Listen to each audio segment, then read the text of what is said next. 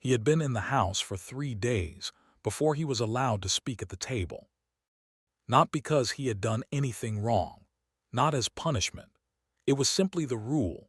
New apprentices did not speak at the master's table until they were introduced by the master himself, and the master had been busy for 3 days with a commission that was not going well, and the introduction had not yet happened. So Thomas had sat at the table, the lower end, near the door, where the apprentices and the younger journeymen sat, and eaten what was put in front of him and watched the household operate and said nothing. He was 13 years old. He had never been away from his family's village before. The village was 12 miles away. He had walked it in one day, with his small bundle of personal possessions and a letter from his father to the master, and the 12 miles had seemed both very short and very long depending on which direction he was thinking about. The master's house was in Coventry, which was in 1340 one of the larger English cities, which meant it had approximately 10,000 people, and enough streets that Thomas had gotten lost twice in the first 2 days before he began to understand the geography. The workshop smelled of leather. Thomas was going to spend the next 7 years of his life in this smell. He had not been asked whether he wanted to. Welcome to Dull Tales. Tonight we're going to spend time in the medieval apprenticeship, one of the most complete and most overlooked forms of organized human unfreedom in the history of the Western world. It was not slavery. It had nothing like slavery's brutality and nothing like slavery's permanence.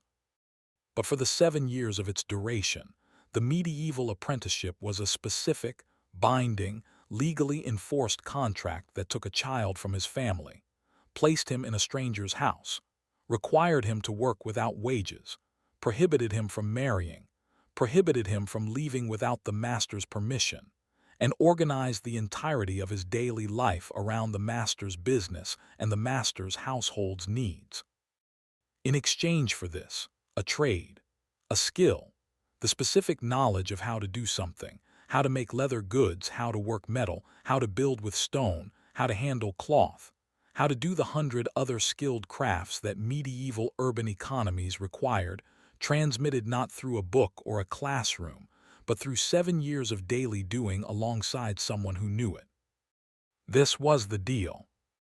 And hundreds of thousands of young people in medieval England, in medieval Europe, entered it every year. Before we go into the workshop, the usual, subscribe if Dull Tales is part of your nights. Leave a comment, tell me where you're from, tell me if you have any family history of the trades, tell me if you've ever done 7 years of anything. Let me ask you a few things first. What exactly did the apprentice contracts say?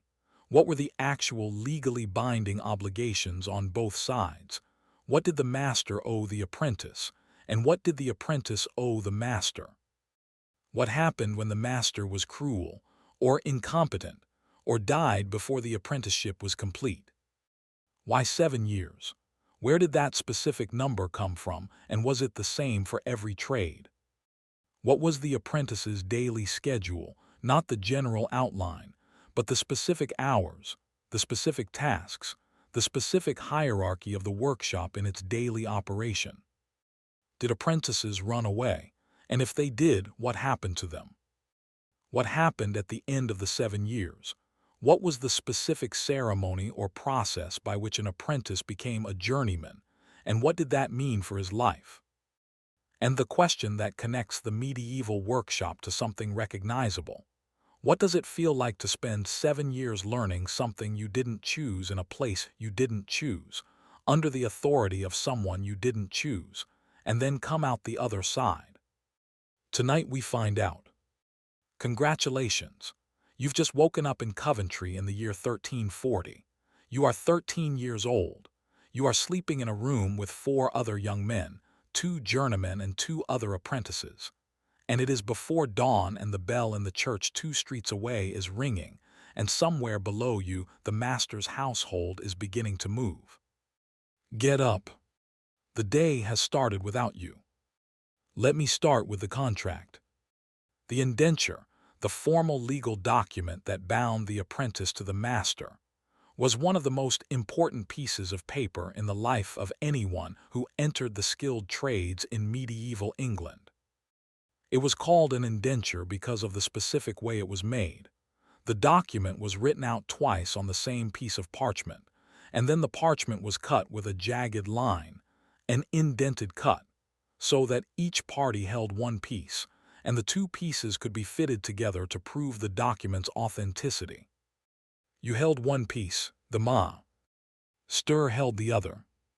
The specific terms of the indenture varied by trade and by city, and by the individual arrangements between the parties, but the core elements were consistent across the system. The apprentice agreed to serve the master faithfully for a specified term, typically 7 years, though it could be less or more depending on the trade and the circumstances.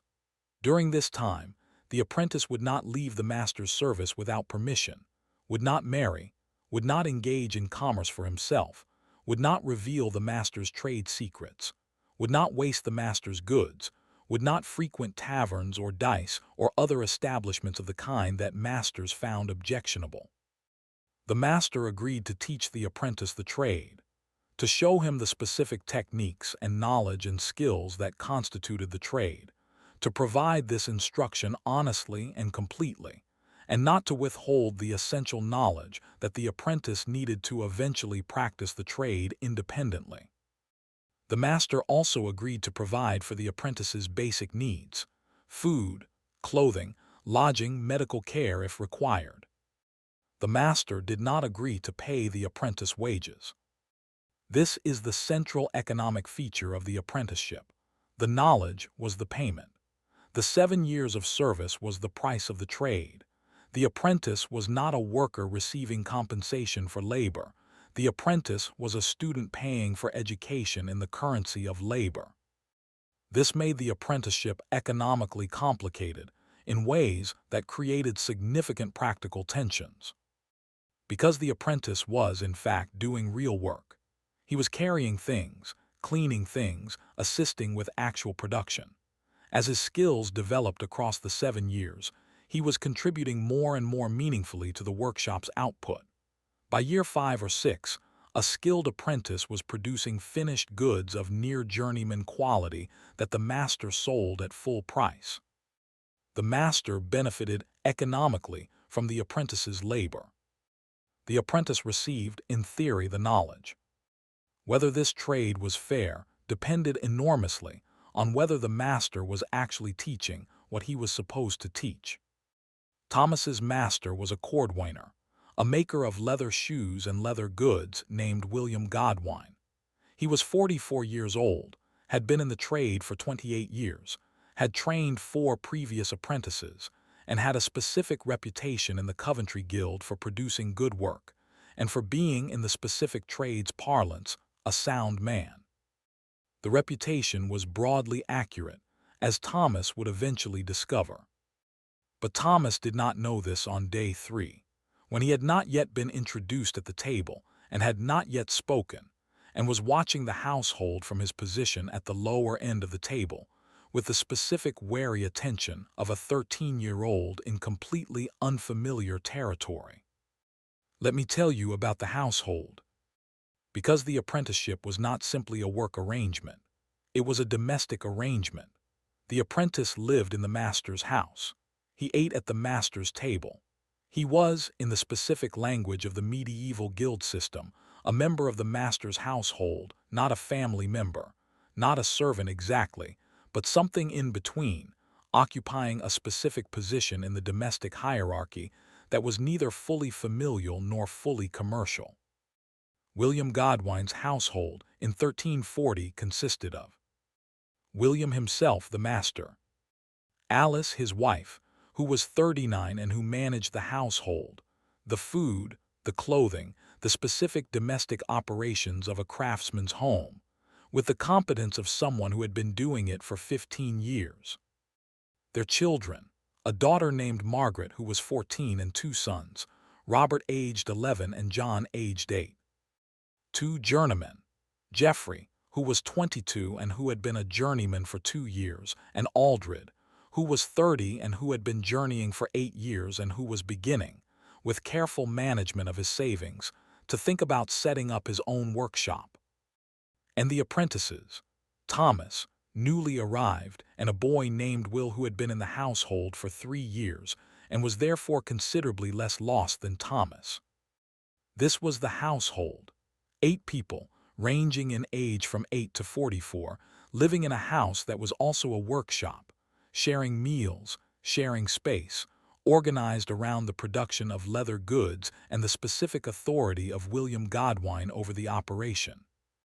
Alice Godwine ran the domestic side of this with the efficiency of a woman who has understood, through experience, that an efficiently run household is the foundation on which everything else depends. The food was adequate. The clothing was maintained.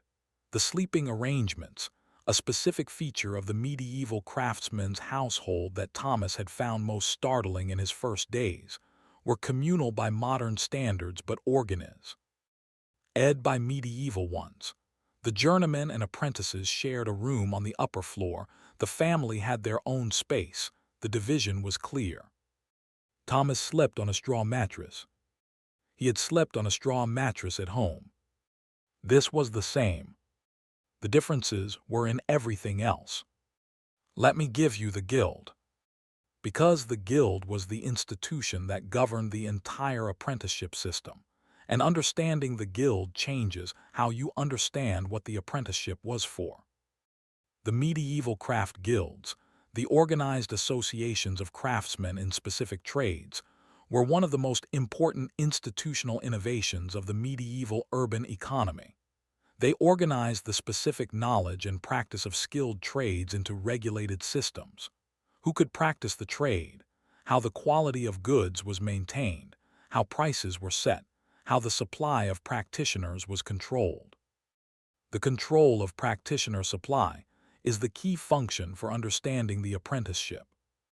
The guild controlled how many master craftsmen could operate in a given town. It did this through the apprenticeship system.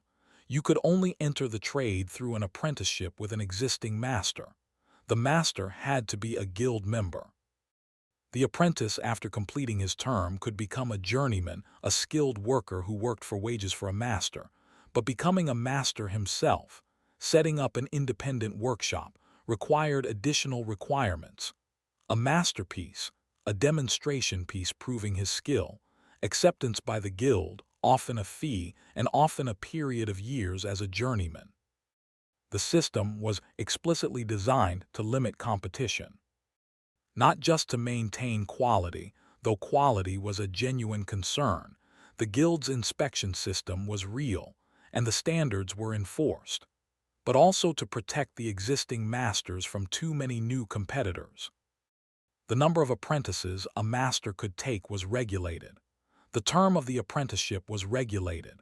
The conditions of the indenture were regulated. The guild's court handled disputes between masters and apprentices. If a master was failing to teach, or an apprentice was failing to serve, the guild court was the specific institution that adjudicated. William Godwine was a warden of the Coventry Cordwainers Guild, which meant he held a position of authority in the specific institution that governed his trade. He knew the rules from the inside. He had been on the court that adjudicated apprentice disputes. He understood the system with the specific understanding of someone who had helped maintain it. Thomas did not know any of this yet. He knew he was in this house with these people for 7 years. He had seen the contract. He had not fully understood it. He was 13 and the legal language was specific and dense. But his father had explained the essential terms. Serve the master, learn the trade, come out the other end knowing how to make shoes. 7 years. He had been here 3 days. Let me now give you the day. The daily schedule of a medieval craftsman's household was organized around the availability of light and the specific demands of the trade, and it was considerably more structured than the daily life Thomas had known in the village. The day began before dawn in winter and at dawn in summer. The specific variation driven by the length of the working day which was governed in the cordwaining trade by visibility, because the fine work of cutting and stitching leather required good light and could not be adequately done by candlelight. The bell that Thomas heard in the morning, the bell that had woken him on his 4th day in the household, the day he was going to be introduced at table, was the bell of the parish church 2 streets away, ringing for prime, the first canonical hour of the day. It was approximately 6 in the morning in winter, earlier in summer. He got up. Will, who had been in the household 3 years and who had been communicating with Thomas in the specific way of someone who remembers what it was like to be lost and is providing unsolicited guidance, was already up and pulling on his boots. The morning routine: dress, wash hands and face at the basin on the landing, go down. The household's morning meal, pottage, bread, small ale, was laid out by Alice or the woman who came in to help with the domestic work, and consumed quickly because the working day was waiting. Then the workshop. The workshop was on the ground floor of the house, behind the shop front that faced the street. It was a long room, low-ceilinged, smelling of leather, and the specific sharp scent of the tools of the trade. There was a workbench along one wall with the tools, the knives and the awls and the lasts, and the specific implements of cordwaining that Thomas did not yet know the names of and was going to spend 7 years learning. William was already there. William was always already there. This was the specific quality. Why of the master craftsman that Thomas would observe every day for 7 years. The work was the center of the life, and the master's relationship with the work was the relationship of a person for whom the distinction between working time and not working time was less clear than it was for the apprentices.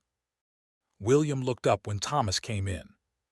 He said, "Good morning, come and watch." This was the introduction to the actual learning that had been delayed by the busy commission of the first 3 days. Thomas watched. Let me tell you what he was watching. The making of a leather shoe in 1340 was a complex, multi-stage process that required specific knowledge at each stage, and the knowledge was not easily summarized in words. It was embodied knowledge, the kind that lives in the hands, that develops through repetition, that cannot be transmitted by description, but only by demonstration and practice. The first stage, the leather. The cordwainer worked with already tanned leather. The tanning process itself was a separate trade, done by the tanners, who produced the finished leather that the cordwainer then worked. But the cordwainer needed to understand leather, its qualities, its grades, which leather was appropriate for which parts of the shoe, how to assess the quality of a hide, how to cut it efficiently to minimize waste. William showed Thomas the leather store. He showed him the different grades, the thick, stiff sole leather, the softer upper leather, the specific feel of each, the way to assess quality by touch and by the specific flexibility test that the trade used. Thomas touched the leather. He did not understand what he was feeling for. William showed him again. He touched it again. He still did not fully understand. William was patient. This was the specific pedagogical method of the medieval apprenticeship: demonstration, observation, attempt, correction, repetition. There was no textbook. There was no explanation of theory before practice. You learned by watching someone who knew, and then by doing what they had done and by being corrected when you did it wrong and by doing it again. The timeline for this was years, not hours. Thomas would spend months learning to cut leather before he was allowed to cut any leather that would end up in a finished shoe. He would spend months learning to stitch before any of his stitching was in a product for sale. The progression from observer to assistant to practitioner was long and carefully managed by a master who understood what the trade required and how long it took to develop the specific skills it needed. This was the design of the system. 7 years was how long it took. Let me give you Will. Because Will, Thomas's fellow apprentice, 3 years into his term, 16 years old, was the specific guide to the household that Thomas needed and that the formal structure of the apprenticeship did not provide. Will had been sent to the Godwine household at 13, just as Thomas had. He had spent his first weeks in exactly the condition Thomas was in now, lost, quiet, watching. He had navigated the specific social and domestic geography of the household in the way that all apprentices navigated it, by observation, by careful management of the relationships available to him, by learning what was expected and doing it before being asked. He was a good apprentice, by the assessment of William and Alice and Geoffrey and Aldred. He was also, by his own private assessment, profoundly homesick in a way he had never said to anyone except Thomas, in the dark of the room they shared on the third night, when Thomas had said, quietly, that he missed his mother. Will had said, "So do I." This was the beginning of the specific friendship that developed between them, not a friendship of shared interests or shared temperament, exactly, but the specific bond of people in the same difficult situation who have admitted something true to each other in the dark. Will explained the household to Thomas. He explained William's specific rules and preferences, the things that mattered and the things that could be let pass, the specific authority structure of the workshop, the different relationships between the master and the journeyman and the apprentices. He explained Alice, who was stricter than William in the domestic sphere, but who was also the person to go to with a health problem or a genuine distress, because Alice had the specific human pragmatism of a woman who had been managing a complicated household for 15 years. He explained the guild, what Thomas would see when William attended guild meetings, what the guild's authority meant in practice. He explained the masterpiece, the specific goal that the entire 7-year training was aimed toward, the thing that Thomas would eventually make to demonstrate that he had learned what he was supposed to have learned. 7 years away, and already it was being described too. Thomas as the destination. He could not imagine it. He could barely imagine a week from now. He listened to Will. Let me give you the contract specifics on the master's obligations. Because the master's side of the indenture was not only about teaching, it included specific provisions for the apprentices' welfare that were, in theory, enforceable by the guild court and by the civic authorities. The master was obligated to provide food, adequate food. The specific standard was not luxurious, but it was sufficient, and the guild courts heard cases in which apprentices alleged that their masters were providing inadequate food as a form of effective discipline or punishment. Clothing. The master provided the apprentice with clothing appropriate to the trade and to the season, not fine clothing, but functional clothing, maintained over the term of the apprenticeship. Lodging. The apprentice lived in the master's house, as we have established. Medical care. If the apprentice was sick or injured, the master was obligated to provide care, to call a physician if necessary, to ensure the apprentice's recovery, and not to dismiss the apprentice for illness. Religious observance. The master was expected to ensure the apprentice could attend church on Sundays and holy days, a significant number of days in the medieval calendar, and to provide the religious formation that was considered part of a proper upbringing. This last provision is worth dwelling on, because it reveals something important about how the medieval apprenticeship was understood. The master was not only an employer and a teacher. He was, in the specific medieval legal framework, functioning in loco parentis, in the place of the parent. The apprentice had been transferred from the authority of his father to the authority of the master. The master's obligations toward the apprentice were understood to include not just the vocational but the personal and moral and religious. The master was responsible for the apprentice's soul. This is a significant responsibility. It also created specific powers. The master could discipline the apprentice, could administer physical punishment in the way that a father could administer physical punishment to a child, within the specific limits of what was considered excessive. The line between acceptable discipline and cruelty was policed by the guild court, and there were cases of masters being censured or losing their apprentices for excessive punishment. But the authority to discipline was real and present.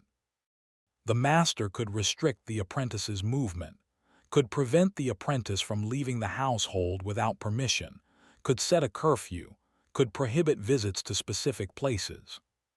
The master could dismiss the apprentice for serious misconduct, though this required the guild's involvement, and the specific circumstances were regulated. This is a significant amount of authority over another person's life. For 7 years, Thomas was 13. He would be 20 when it ended. Let me tell you about the first serious mistake. It came in the 3rd month. Thomas had been learning to cut leather. He had been watching William and Will cut leather for 3 months. He had been allowed to make practice cuts in scraps, the offcuts, the waste material under supervision. He had been developing the specific manual skill of the sharp knife on the leather, the controlled pressure, the following of the pattern, the specific technique of keeping the blade perpendicular to the surface. He was good at it. Not expert, he was 3 months in, but he had the physical aptitude for the work, the hand-eye coordination, the specific tactile sensitivity that the trade required, and his progress had been faster than average. William had decided to let him cut a piece of upper leather for a boot. Not a finished shoe, a component. A piece of leather that would eventually be incorporated into a finished boot, but actual production leather, not practice scrap. Thomas cut it wrong. Not catastrophically wrong, but wrong enough, the angle of one cut slightly off, the resulting piece slightly misshapen in a way that created a problem for the stitching phase, that the piece was unusable. William looked at it. He said, "What happened here?" Thomas showed him. William showed him what he had done wrong. He showed him the correct angle. He showed him how the correct angle produced the correct shape and how the incorrect angle produced the waste that Thomas had produced. He was not cruel about it. He was precise. He identified the error, explained the consequence, demonstrated the correct technique. He then said, "That leather cost 3 farthings, you will work it off." Working it off. 2 extra hours on Sunday when the workshop was normally closed. 2 hours of cleaning the tools, organizing the supplies, doing the domestic maintenance of the workshop that the regular working week didn't always allow time for. Thomas worked it off. He did not resent it exactly. He resented the mistake more than the consequence. He had known the mistake was happening when it was happening, had felt the blade going wrong and been unable to correct it in time. The specific frustration of a body that knows what to do and fails to do, it was a frustration he would spend 7 years working through, and it began here. He never miscut upper leather in that specific way again. Let me now give you the broader context of what the apprenticeship was embedded in. Because Coventry in 1340 was not only a city with workshops, it was a city with politics, with religion, with the specific social life of a medieval urban center that the apprentice was partially part of and partially excluded from. The exclusion was formal. The indenture prohibited the apprentice from frequenting taverns, from playing dice, from attending many of the specific social events that characterized the social life of the young men of the city who were not apprentices. This was not pure moralizing. It was partly practical, because a young man who spent his evenings gaming or drinking was a young man whose concentration and physical capacity the following morning was compromised. And it was partly social control, the guild's interest in maintaining the apprentice's focus on the trade, rather than the pleasures that were available in a medieval city of 10,000 people. This did not mean that Thomas spent his evenings in the workshop. It meant he spent them in a specific middle territory, allowed to be in the street for certain purposes, expected to be home by curfew, permitted to attend church and guild-connected events, prohibited from the specifically unsanctioned social activities. He walked with Will. This was one of the permitted evening activities, the apprentices of the household walking together in the streets, within proximity of the house, not going to a tavern, not playing dice, just walking through the city as the evening settled. Coventry in the evening was a specific experience.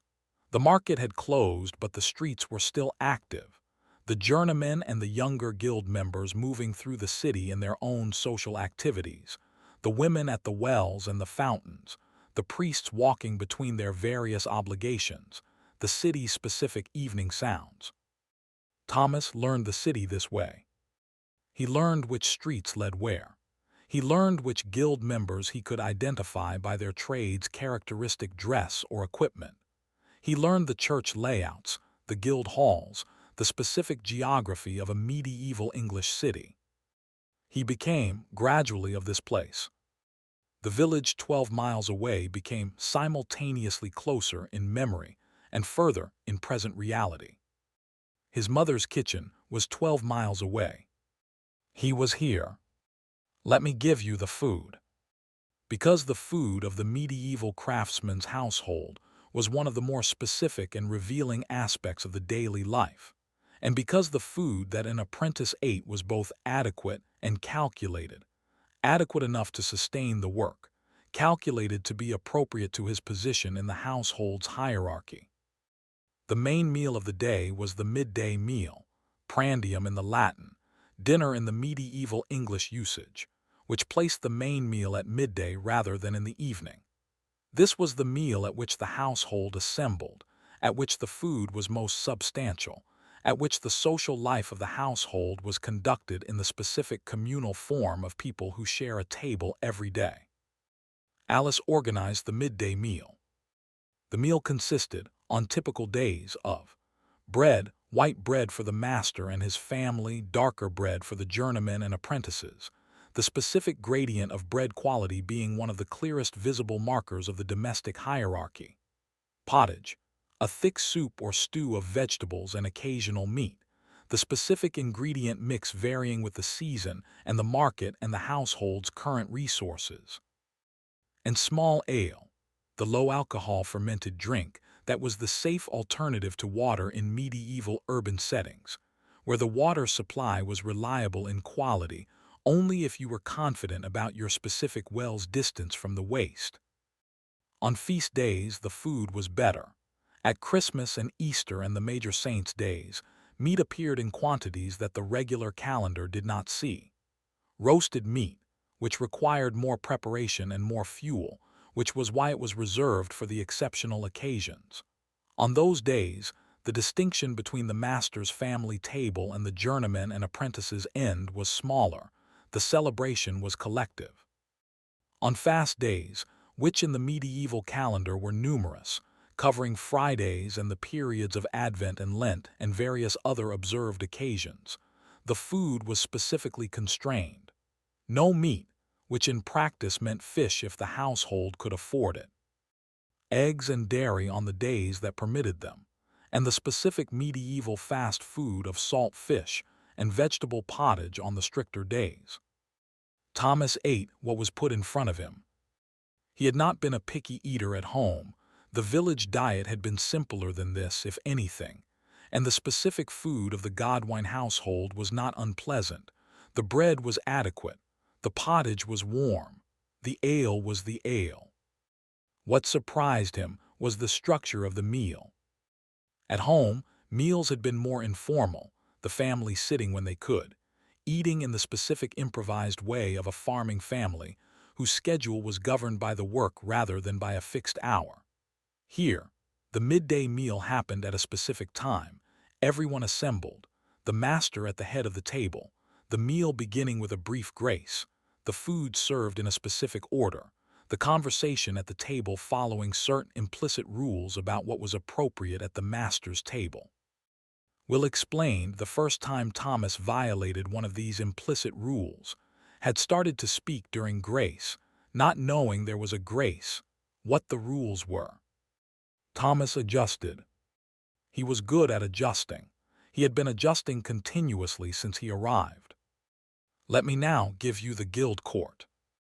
Because the Guild Court is the specific institution that made the apprenticeship system enforceable, and it is also the window through which we can see the specific things that went wrong between masters and apprentices. The Guild Court records that survive from medieval English cities, and some of them survive in remarkable detail, are one of the richest sources for understanding the daily life of the apprenticeship, because they document the cases where the idealized indenture ran up against the specific reality of specific people. The cases heard by the Guild Court in a given year typically included masters who were failing to teach, specifically, masters who were using their apprentices primarily as domestic servants rather than as trade trainees, keeping them employed in the household tasks that any unskilled person could do rather than in the specific trade knowledge that the indenture required. Apprentices who had run away, the specific legal term was departure without license, and it was the most common offense in the Guild Court records. The runaway apprentice was a regular feature of the system. Masters who had been physically abusive beyond the limits of accepted discipline. The specific line between legitimate physical discipline and actionable cruelty was contested, and the cases document the range of what was considered appropriate versus excessive. Apprentices who had stolen from their masters, another common offense, and one that often reflected the economic pressures of the apprenticeship's no-wages structure. Masters who had died, leaving apprentices in limbo, the specific legal problem of what happened to an apprentice whose master died before the term was complete. And masters who had failed to provide adequate food, clothing, or lodging. The welfare cases, the documentation of households where the physical conditions of the apprenticeship were below the standard the system required. William Godwine's household did not appear in the Guild Court records. This was not unusual for a reputable master. Most apprenticeships were not marked by major conflict. The system worked, in the majority of cases, in the rough practical sense that the apprentice learned the trade, and the master got his labor, and both parties fulfilled their obligations with a variable amount of willingness and a mostly functional sufficiency. But the court records document the cases where it didn't work. And those cases tell us, by negative example, what the daily life of the ordinary apprenticeship was supposed to look like. Let me give you a different master. Let me take you to a different household, in a different city, in a different trade, to illustrate what the court records document. Her name, unusually for the records of the period, is preserved. Agnes, a silk weaver in London, who in 1364 appeared before the London Weavers' Guild Court on charges brought by her apprentice, a 15-year-old girl named Cecily. Women masters were not unknown in medieval urban trades, particularly in the silk-working and embroidery trades where women had established guild presences. The apprentice Cecily had been placed with Agnes at 13, on a 5-year indenture, to learn the silk weaving trade.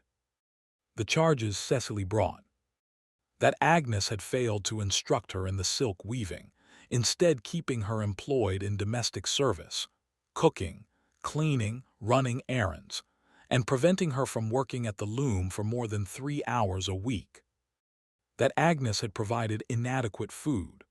The specific allegation was that Cecily had been fed on less than the standard ration, while Alice and the journeywoman who lived in the household had eaten adequately. That Agnes had struck her on 3 occasions with a stick, on 2 of which the strikes had drawn blood, which exceeded the permitted standard of discipline. The Guild Court examined the evidence, brought in witnesses, examined the physical condition of the loom and the work that was on it, inspected Cecily's stitching. The verdict: Agnes was guilty of all 3 charges. The consequences: Agnes was fined. She was required to accept Cecily back into the household on improved terms. The guild appointed a warden to inspect the household quarterly for the remaining 3 years of Cecily's term. Agnes complied grudgingly. Cecily returned to the household. She completed her term. She became a skilled silk weaver and eventually a journeywoman in the trade. The guild court had worked, but Cecily had spent 3 years in a household where she was being mistreated before she knew how to bring a case, and the 3 years of inadequate instruction meant that her eventual skill level was lower than it should have been, and the recovery of those lost years required her own additional effort on top of the guild's enforcement. The court remedied the situation. It could not recover the lost time. Let me now give you the runaways. Because the runaways are one of the most humanly revealing aspects of the medieval apprenticeship record. The departure without license, the apprentice who simply left the master's household without permission and without completing the indenture, was the most common form of apprenticeship failure, and it is documented in the guild court records with a frequency that suggests it was not an exceptional case, but a regular feature of the system. The reasons for running away were varied. Some apprentices ran because of genuine cruelty, the beatings that crossed the line from acceptable discipline into violence, the inadequate food, the master who was using the apprentice's labor without providing the instruction that was the contract's central obligation. Some apprentices ran because of homesickness, the specific ache of a 13 or 14-year-old who has been taken from his family and placed in a strange household in a city he doesn't know, who misses his mother and his village and the specific texture of the life he had before, who finds the 7-year sentence, because that is what it felt like, impossible to endure. Some apprentices ran because they had found a better opportunity, had been approached by another master, or had learned of another trade that suited them better, or had met a woman and wanted to marry, which the indenture prohibited. The consequences of running away were serious. The runaway apprentice was, in legal terms, a breach of contract. The guild could punish both the apprentice and anyone who employed the runaway without the original master's permission. The runaway could be brought back by force. The master had legal authority to recover his apprentice, with guild assistance, and there are records of apprentices being physically returned to their master's households by guild officers. The runaway who could not be recovered was blacklisted, could not be formally accepted into the trade as a journeyman or master, because he had no completed indenture to show. This was not absolute. Some runaways found their way back into the system through negotiation, through finding a new master willing to complete an informal training, through the specific flexibility that the medieval system allowed at its edges. But the formal path was closed. In the Godwine household, Thomas did not run away. He thought about it once. In his 2nd year, in the depths of a February that was cold in ways that the Coventry workshop did not adequately address. The leather was stiff in the cold, the tools were hard to handle, the heating of the workshop was insufficient. He lay in the room he shared with Will and Geoffrey and Aldred, and he thought about the village 12 miles away, and his mother's kitchen, and the specific warmth of the life he had left. He thought about walking. He did the calculation, 12 miles, a day's walk. He could be there by nightfall. And then what? He had no trade. He had been away for 2 years, had learned 2 years' worth of what the trade required, but 2 years was not enough to practice it independently. He would arrive at his mother's kitchen with 2 years of incomplete training and no legal status as a craftsman, and no way to do the work that the village needed done. He lay in the cold room. He did not run. He went asleep. He got up in the morning. He went to the workshop. Let me give you what the apprentice actually learned. Because I have described the system without giving you the specific knowledge that it transmitted, and the knowledge was the point. Thomas, over 7 years, learned. Year 1, the materials. He learned leather, the different grades, the tanning methods, the specific qualities of hides from different animals and different tanneries. He learned the tools, their names, their purposes, their maintenance, the specific way each was held and used. He learned the workshop's organization, the material flows, the specific supply chain that kept the workshop operational. Year 2, the cutting. He learned to cut the patterns, the specific templates that the trade used for different sizes and styles of shoe, the mathematics of the sizes, the way to lay the pattern on the leather to minimize waste. He cut slowly with supervision. He made mistakes. He corrected them. Year 3, the lasting and the lasting tools. The last was the wooden form in the specific shape of a human foot around which the shoe was constructed. He learned to work the leather over the last, the specific techniques of wet leather manipulation, of stretching without tearing, of achieving the shape without distortion. He learned the primary stitching tool, and the specific wax thread that the trade used. Year 4, the stitching. This was the heart of the trade, the specific stitching techniques that bound the upper leather to the sole, that closed the seams, that produced the finished shoe's structural integrity. He stitched slowly at first, each stitch made consciously, the muscle memory not yet formed. He stitched thousands of stitches under William's supervision, corrected for tension and angle and spacing. By the end of the year, he was stitching at production speed. Year 5, finishing. The techniques of finishing the leather surface, the specific burnishing, dyeing, and waterproofing treatments that gave the finished shoe its appearance and durability. The specific decorative techniques that the trade used for the better quality goods. Year 6, fitting and adjustment. The specific knowledge of how shoes fit human feet, the common problems, the narrow foot, the wide foot, the problem heel, the toe that needs accommodation, and the solutions.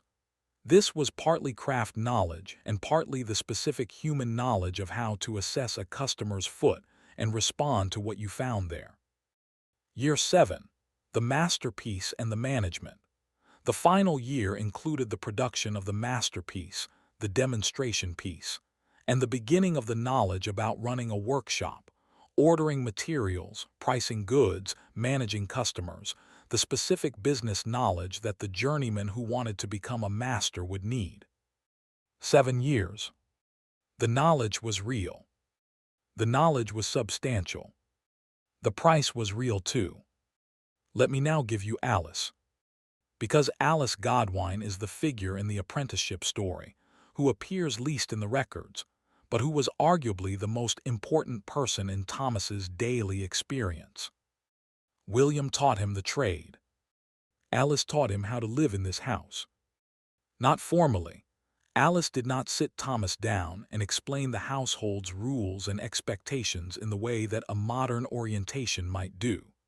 She taught by demonstration, by the specific quiet management of a household that functioned, by the occasional direct word when something was going wrong that needed addressing before it became a problem. She was the one who noticed in the 4th week that Thomas was not eating enough. Not because the food was inadequate, the food was adequate. Because Thomas, in the specific adjustment period of his first months in the household, had been eating less than his body needed due to the combination of homesickness and the specific social awkwardness of a 13-year-old trying to eat the right amount at a table he wasn't sure of. She put more on his plate without saying anything. He ate it. She noticed the next day that his color was better. She was managing a household of 8 people, including 2 growing adolescent boys who needed more food than they were asking for, and she was doing it with the specific attention that comes from decades of practice and a genuine interest in the well-being of the people in her care. She was also, in ways that the guild court records and the indenture system did not formally acknowledge, the primary emotional support for the apprentices in the household. When Thomas was homesick in his first months, when he woke in the night with the specific ache of being 13 and away from home for the first time, it was not William he could go to. William was the master. The relationship between Thomas and William was a formal one, organized by the indenture and the guild's expectations, governed by the specific dynamic of teacher and student, authority and deference. Alice was different. She was not his mother. She was clear about that she was the master's wife. She had her own children and her own domestic responsibilities, and she was not offering the relationship that his mother had given him. But she was someone who saw him, who was paying attention, who was managing his welfare in the specific practical why of someone who understands that a 13-year-old boy far from home needs someone to notice whether he is eating enough. He was grateful for this in ways he could not have articulated at 13. He understood it better later, when he had children of his own and thought about what it meant to be that person for someone else. Let me give you the journeyman. Because Geoffrey and Aldred, the two journeymen in the Godwine household, occupied a specific position in the workshop's social world that was neither master nor apprentice, and their experience illuminates what the apprenticeship was preparing for. A journeyman was a craftsman who had completed his apprenticeship, who had the trade, but who had not yet established his own independent workshop. He worked for wages, for a master, for a day rate that reflected his skilled status. The word journeyman comes from the French word for day. He was paid by the day. Geoffrey was 22. He had completed his apprenticeship with a different Coventry cordwainer 2 years ago and had joined William's workshop as a journeyman. He was saving. His goal was to accumulate enough money to pay the guild fee and the costs of setting up a workshop, the tools, the leather stock, the first commission, and to become a master himself. This was taking longer than he had hoped. The specific economics of the journeyman's life were complicated. The day rate was good, considerably better than the nothing of the apprenticeship, but the costs of living without the master's household infrastructure, food, lodging, clothing provided by the master, meant that the savings accumulated slowly. Geoffrey rented a room in a widow's house and bought his own food and maintained his own clothing, and the net savings from the day rate after these expenses were modest. He estimated 5 more years before he could set up independently. He was 22. He would be 27. This was the specific vulnerability of the journeyman's position. The skills were acquired, the freedom was real, but the capital for independence was slow to accumulate, and the period between completing an apprenticeship and establishing a workshop could be a decade or more. Some journeymen never made it. Some stayed journeymen their entire working lives, working for masters, skilled and competent, but never accumulating the capital or the guild connections or the specific combination of luck and timing that establishing an independent workshop required. These were the men who formed the specific organized labor movement of the medieval period, the journeymen's associations, the fraternities of skilled workers who had the trade but not the workshop, who were in a structurally dependent position relative to the masters, who had an interest in keeping wages up and working conditions reasonable. The masters' guilds and the journeymen's associations were often in tension. This tension is one of the earliest documented forms of labor-capital conflict in the Western record. Aldred was 30. He had been a journeyman for 8 years. He was closer to his goal than Geoffrey was, having had 8 years of saving versus Geoffrey's 2, but the goal had receded somewhat as he had encountered specific setbacks. A year of illness that had cost him months of wages, a period in which the trade had been slow and William had reduced his hours. He was, by the standards of his situation, patient. He was also, by the honesty of his private thoughts, tired of being a journeyman. He knew the trade as well as William. In some specific technical areas he was more skilled. His finishing work was exceptional, generally acknowledged to be the best in the workshop. But finishing work done in someone else's workshop for someone else's customers made William money and made Aldred a day rate. He thought about this. He kept his thoughts to himself. He was patient. 5 more years, he calculated. He would do 5 more years. Let me tell you about the holy days. Because the medieval craftsman's year was punctuated by holy days in a way that the modern working year is not. and the holy days were a specific feature of the apprenticeship experience that shaped the rhythm of the 7 years. The medieval calendar observed approximately 50 holy days per year: the major saints' days, the feast days, the weeks of Advent and Lent, on which the workshop was closed or significantly reduced in its activity, on which the apprentice attended church and participated in the specific religious observances of the day, and on which the specific social life of the city was organized around the feast rather than the work. 50 holy days per year, in addition to Sundays, when the workshop was also closed. In the contemporary calculation, this adds up to more days off than a modern American worker receives in paid holiday, though the medieval days off were governed by religious obligation rather than by workers' preference, and the lack of wages for the apprentice meant the days off were not rest in the modern sense of paid rest. The feast days were genuine celebrations, the specific combination of religious observance and communal festivity that the medieval holy day represented. At Christmas, the Godwine household participated in the 12 days of the celebration with the specific communal warmth of a household that had weathered another year together. At Easter, the culmination of Lent was marked with the specific relief of a season of abstention ending. The Corpus Christi feast, the feast of the body of Christ, celebrated in late spring, was in Coventry a particularly significant occasion. The city's Corpus Christi Guild organized the famous mystery plays, the cycle of plays depicting the biblical narrative from creation to judgment, performed by different craft guilds at different points around the city, that were one of the most significant cultural events in the medieval Coventry calendar. The Cordwainers Guild performed the play of the blind man and Lazarus. Thomas, in his first year, watched. In his third year, he helped build the wagon that served as the portable stage.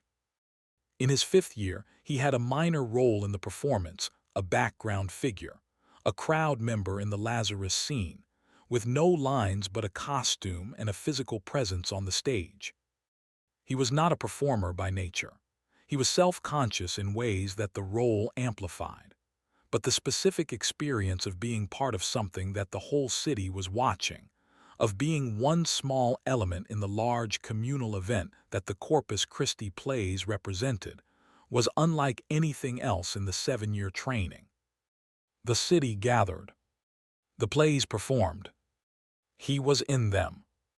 Let me give you the masterpiece. Thomas's final year began with the specific awareness that it was the final year, that the 7 years that had seemed unimaginably long at 13 were now, at 19, approaching their end, and that the end was not simply release, but was the specific demonstration of what the 7 years had produced. The masterpiece for the cordwaining trade was a pair of shoes of specified complexity, a pair of shoes that demonstrated in the making each of the specific skills that the trade required: the cutting, the lasting, the stitching, the finishing, all of them present in the finished pair, all of them executed at the standard that the guild's wardens would assess. The warden's assessment was the gate. Pass the assessment, journeyman status, the right to work the trade for wages. Fail the assessment, either remediation and a second attempt, or, in serious cases, an extension of the apprenticeship term. Thomas spent the final year practicing. He had been producing finished goods for 3 years by this point, real shoes, for real customers, at journeyman-level quality. The masterpiece was not a revelation of new skills, but a demonstration of existing ones, in a specific controlled format, before the specific audience of the guild's wardens. He was nervous. This surprised him. He had not expected to be nervous. He had been doing this work for years. He knew he was good at it. William had told him, with the specific matter-of-fact directness that was his pedagogical style, that his work was at the standard required. But the specific performance anxiety of the masterpiece was real despite the preparation. He cut the leather. He lasted the shoe. He stitched. He finished. The wardens examined his work. They turned the shoes over. They assessed the stitching tension. They examined the finishing. They tested the flexibility. They passed him. He was 20 years old. He was a journeyman.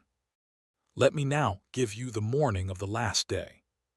Because the last day of Thomas's apprenticeship, the specific morning that marked the formal end of the 7 years, had a quality that was different from every other morning he had spent in the Godwine household, and the difference is worth dwelling on. He had lived in this house for 7 years. He had eaten at this table 7,000 times. He had slept in this room. The room had changed occupants around him. Geoffrey and Aldred had both gone, replaced by new journeymen whose names had become as familiar as Geoffrey's and Aldred's had been for 7 years. He was 20 years old. He was the same person who had arrived at 13. He was a completely different person. The specific changes were physical. He was taller, broader. His hands were the hands of a man who had done skilled manual work for 7 years, the calluses specific to the trade, the grip specific to the awl and the knife. His face had changed. He had begun shaving at 16. The changes were in the knowledge. He had the trade. He knew leather in his hands, knew it by touch, knew its grades and its qualities and what it would do under different conditions. He could cut and last a ND stitch and finish. He could assess a customer's foot and make a shoe that fitted. He could do all of this at a standard that the guild recognized as adequate. The changes were harder to name. 7 years in a household, in a specific community of people organized around a specific work, had made him a specific person that he had not been at 13. The specific qualities that the apprenticeship built: patience, attention, the willingness to repeat a task until it was right, the specific tolerance for the slow accumulation of skill that the trade required. These were part of him now in ways they had not been when he arrived. He got up. He washed. He went downstairs. Alice had made a better breakfast than usual. Not festive, Alice was not a festive person by nature, but the bread was better and there was something sweet, which was uncommon on an ordinary morning. She said 7 years. He said 7 years. William came down and they sat at the table together, and the formal ceremony was brief. The indenture document, the signatures, the guild record, the specific legal moment that converted him from apprentice to journeyman. Then breakfast. Then he packed his things. He had more things than he had arrived with. He walked out of the house. The street was the same street he had gotten lost on twice in his first days. He knew it completely now. He walked. Let me close by telling you what he carried. The trade, the specific embodied knowledge of how to make leather shoes, knowledge that lived in his hands and his eyes, and the specific muscle memory of 7 years of practice. This was the thing the system had been designed to transmit, and it had transmitted it. The city, Coventry, which he now knew as his own city, the streets, the guild, the church, the specific social geography of a place that had absorbed him over 7 years and that he had, in some way that was not the village but was real, come to call home. The people, William, who had taught him with patience and precision and who had been fair in ways that Thomas now, at 20, could assess more clearly than he had been able to at 13. Alice, who had managed his welfare with the specific practical care that had made the household livable. Will, who had been his companion through the early years and who had completed his own term a year before Thomas and was now a journeyman in a workshop across town. The losses. The 7 years had included the second plague wave. It had arrived in 1361, 2 years into his term. 3 people in the city he knew had died. The workshop had been closed for 6 weeks. The guild had organized the response. He had spent 6 weeks in the Godwine household with the workshop closed and the city quieter than usual and the specific anxious waiting of a city that had been through this before. He had survived. He had gone back to the workshop when it reopened. He had continued. The years had accumulated. He was 20. He was a journeyman. He walked away from the Godwine house carrying his things, in the specific direction of a rooming house where he had already arranged lodging, toward a workshop where he had already arranged employment as a journeyman, toward the 5 or 10 years of saving that stood between him and his own workshop and his own apprentices. He did not look back at the house. He had lived there for 7 years. He did not need to look back. He carried it with him. Sleep now. You have been in the workshop tonight. In the indenture, with its specific legal obligations on both sides. In Alice's kitchen, with the bread and the pottage and the small ale. In the cold February room, where Thomas thought about running and didn't. In the guild court, where Agnes was held accountable for failing Cecily. In the Corpus Christi plays, where Thomas had a small role in the Lazarus scene. In the masterpiece, the pair of shoes turned over in the warden's hands, the assessment, the pass. In the last morning, the better breakfast, the formal ceremony, the walk out. The medieval apprenticeship was 7 years of a young person's life given to a system that was designed to produce a specific outcome, a skilled craftsman, and that succeeded, in most cases, in producing that outcome. It was also 7 years of restriction, of unpaid labor, of subordination to an authority that was comprehensive, and that the young person entering it had not meaningfully chosen. The knowledge was real. The cost was real. Both of those things were true simultaneously, and the system persisted because both of those things were true, because the knowledge was worth the cost, or at least worth the cost to the people who were paying it, which is not quite the same thing.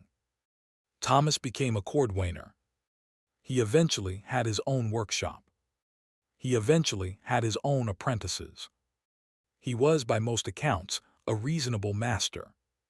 Not perfect, no master was perfect. But he remembered what?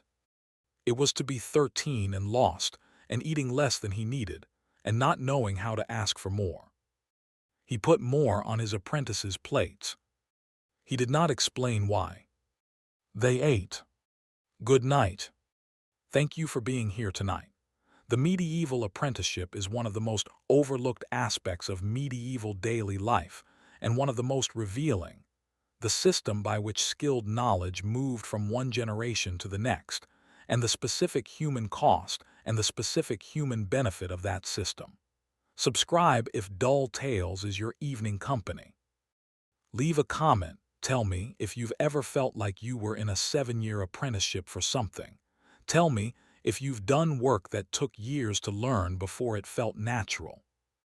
Next time, the Forbidden City, not the emperors, but the people nobody writes about who lived inside the walls. But tonight, the workshop, the leather, the 7 years, the better breakfast on the last morning. Good night. Let me give you the other trades. Because I've been telling you about a cordwainer's apprenticeship specifically, and the system varied by trade in ways that reveal the full range of what the medieval apprenticeship could be.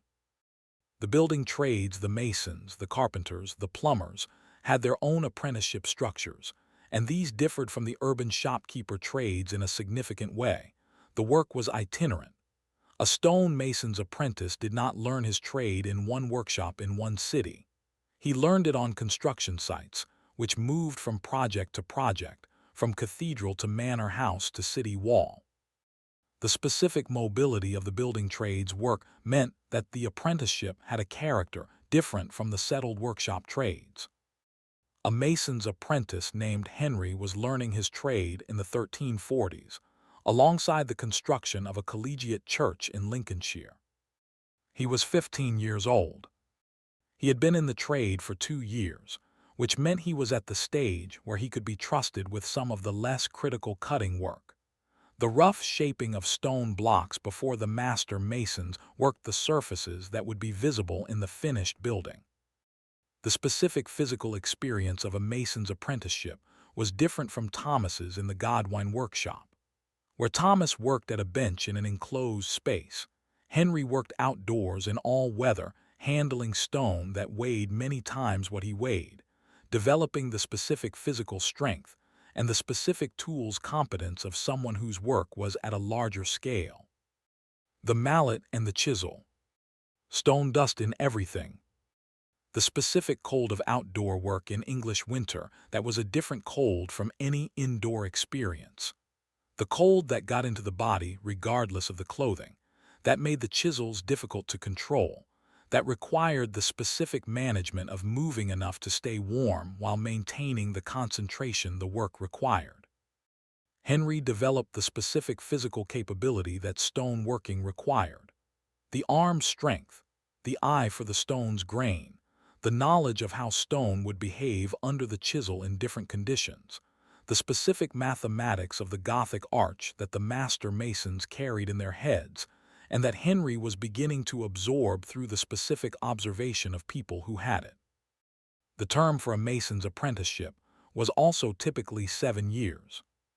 But the 7 years of a mason's life looked very different from the 7 years of a cordwainer's. Henry slept in temporary accommodation, the lodgings provided near the construction site, the specific itinerant housing of the building trades workforce. He moved when the work moved.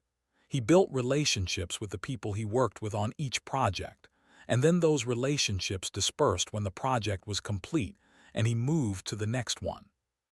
This was the mobile version of the same basic deal. 7 years, no wages, the trade at the end. Let me give you the smith's apprentice. Because the blacksmith's trade was one of the most physically demanding apprenticeships, and the specific physical experience of the apprentice smith was extreme in ways that the leatherworking trade was not. A smith's apprentice worked with fire. This is not a metaphor. The specific daily experience of the blacksmith's workshop, the forge, the heat, the specific management of the fire, the hammering of hot metal, was physically extreme in ways that the cordwaining workshop was not. The heat of the forge in summer was oppressive. The heat in winter was the specific relief that made the work endurable. The hammering was constant, repetitive, physically demanding in the specific way of work that requires strength and precision simultaneously. The apprentice's first job in a smith's workshop was not at the anvil. It was at the bellows.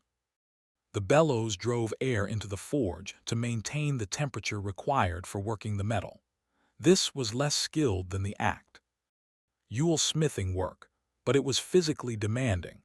The bellows required sustained pumping, and the sustained pumping was the specific physical training that developed the apprentice's arms and lungs before he was ready for the hammering. He pumped the bellows. He watched the fire. He watched the master work the metal.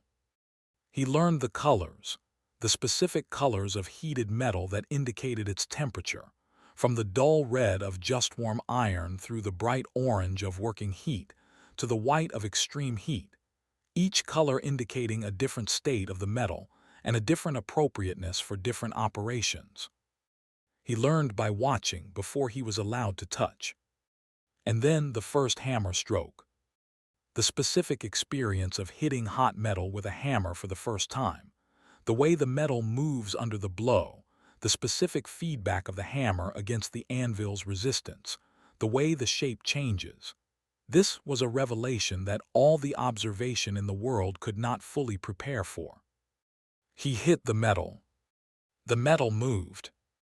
He had made something move by his own effort in a specific direction. He would spend 7 years learning to make it move in the right direction. Let me give you the women. Because women's apprenticeships existed, were documented, and were significantly different from men's in the specific trades they covered and the specific conditions they involved. Women were excluded from most of the major craft guilds as full members. The Masons' Guild, the Blacksmiths' Guild, the Cordwainers' Guild, these were formally male institutions, and the apprenticeships they governed were formally male apprenticeships. But women were active in the medieval trades in other ways. The silk working and embroidery trades in London had significant female guild presences, not equal to the male trades, but organized and regulated. The silk women of London were documented as a specific professional community with their own regulatory practices. The food trades, baking, brewing, the specific commercial food preparation that the medieval city required, had significant female participation, particularly in the ale-making that was a major cottage industry of the period. And the specifically female trades, midwifery, some aspects of healing, the domestic textile work that was not organized into formal guilds, transmitted knowledge through their own apprenticeship-like systems that were not always formally documented, but that functioned on the same basic principle. The knowledge was transmitted from the experienced to the inexperienced through years of direct practical instruction. A girl named Joan was learning the brewing trade from her aunt in York in the 1340s. There was no formal guild for her trade. There was no indenture. There was her aunt's brewery, which was the most significant small business in her family's neighborhood, which produced ale for sale at a specific quality that the neighborhood knew and relied on, and which her aunt had been running alone since her husband died. Joan lived in the brewery. She learned the malting, the mashing, the fermentation management, the specific signs of a batch going right or wrong, the particular management of the temperature-sensitive fermentation that was the heart of the ale-making process. She learned by doing, under her aunt's supervision. No indenture, no guild court, no 7-year term, but the same basic transmission. The person who knew teaching the person who didn't, through the specific medium of shared daily work over an extended period. Joan learned to brew. She eventually ran her own operation. She had apprentices of her own, daughters, nieces, neighborhood girls whose families understood that learning the brewing trade from Joan was a viable path. The knowledge moved. The formal system was one channel through which it moved, but not the only one. Let me give you the specific experience of the Guild Master's examination. Because the examination that converted the journeyman into a master was the specific moment at which the system's quality control function was most visible, and the specific ceremony of it deserves attention. The examination of the masterpiece was a formal occasion.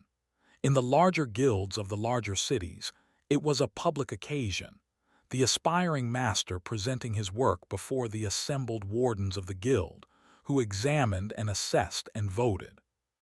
The aspiring master brought his masterpiece. The specific requirements varied by trade. For a goldsmith, the masterpiece might be a piece of jewelry demonstrating the full range of the goldsmith's technical skills, the casting, the engraving, the setting of stones. For a carpenter, it might be a complex joint or a piece of furniture demonstrating joinery. For a mason, it might be a piece of carved stonework. For Thomas's trade, a pair of shoes. The wardens examined.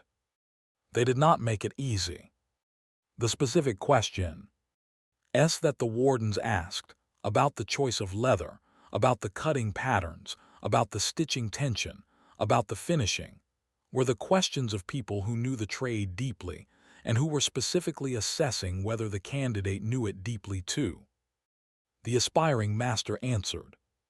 He either knew or he didn't.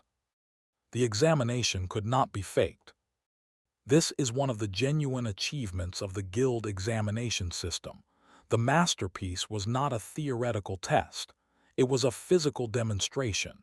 You could not write a good essay about shoemaking and pass the examination. You had to make a good shoe. The shoe was either good or it wasn't. The wardens knew. The system's quality control worked because the quality was physical and specific and demonstrable. The aspiring master who passed became a master. The aspiring master who failed went back to the workshop.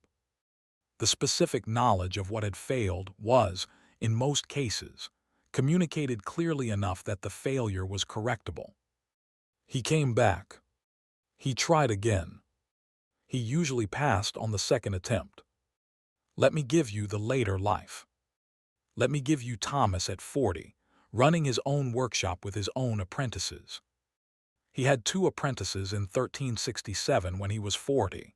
One was 14, newly arrived, lost, eating less than he needed.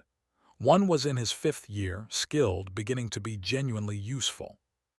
He was teaching them the same way William had taught him. Demonstration, observation, attempt, correction, repetition.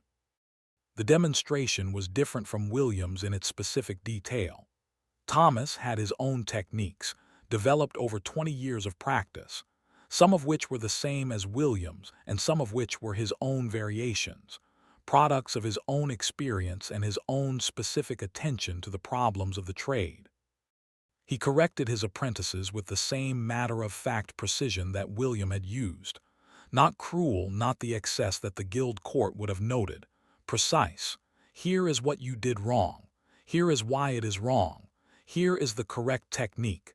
Do it again. He also put more on their plates than they asked for. And he noticed when the new one was eating less than he needed. And he said nothing about it. He just put more on the plate. Let me give you what the system eventually became. Because the medieval guild apprenticeship did not persist into the modern world unchanged. It evolved, adapted, was disrupted, and eventually gave way to different systems for transmitting skilled knowledge. The first major disruption was the guild's own success.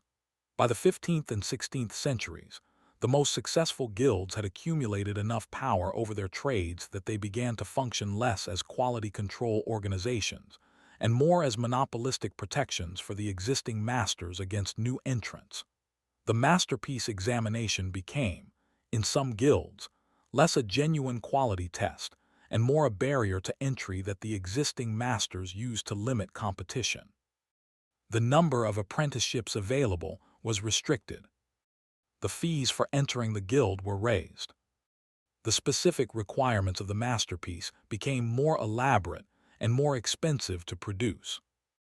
The system that had been designed to ensure quality became a system designed to protect incumbents. This is the standard institutional trajectory, an organization created to serve a public function gradually being captured by the people it governs, who use it to serve their private interest. The guild system in England was increasingly criticized through the 16th and 17th centuries on exactly these grounds. The Statute of Artificers of 1563 tried to rationalize the system, set standard 7-year terms across trades, expand the apprenticeship system beyond its guild-specific structure, and partially succeeded.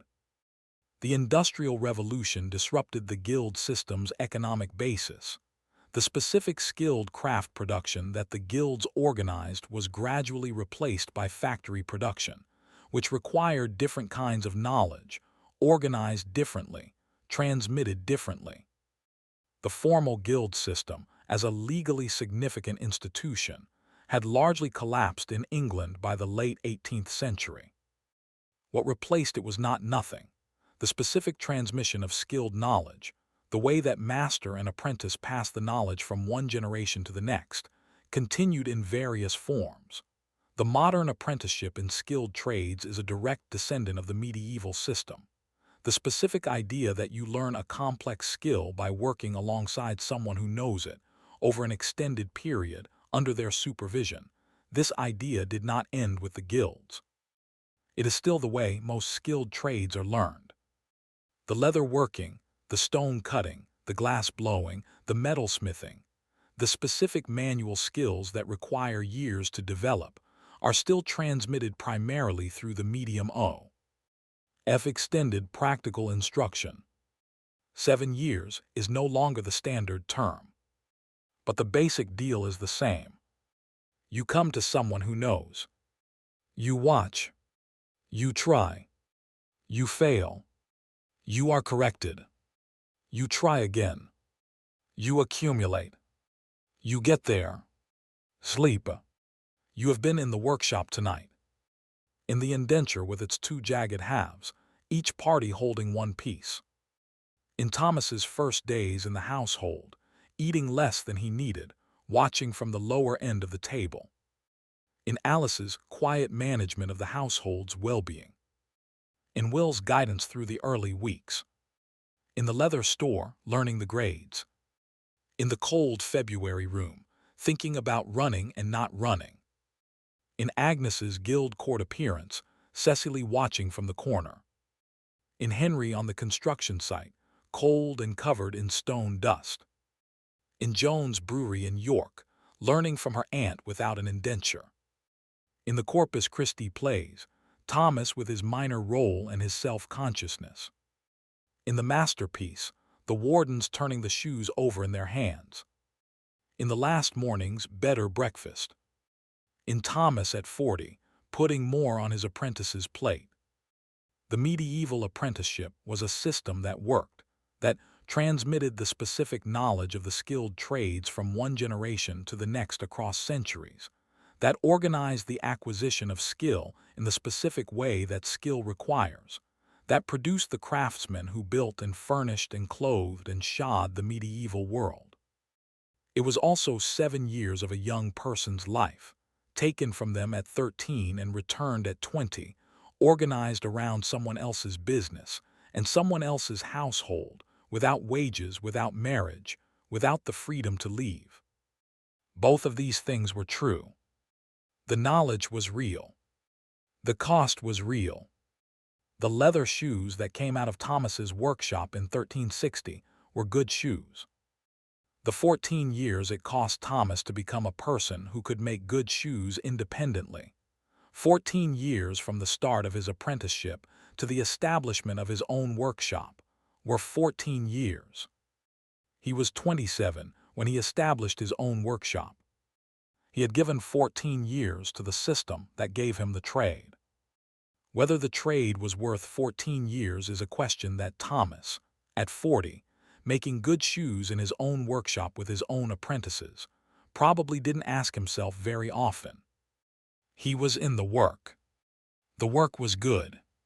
He had learned it the way it had to be learned. Sleep. The leather smell was specific. The 7 years were real. Good night. Let me give you the city's geography, as Thomas experienced it across 7 years.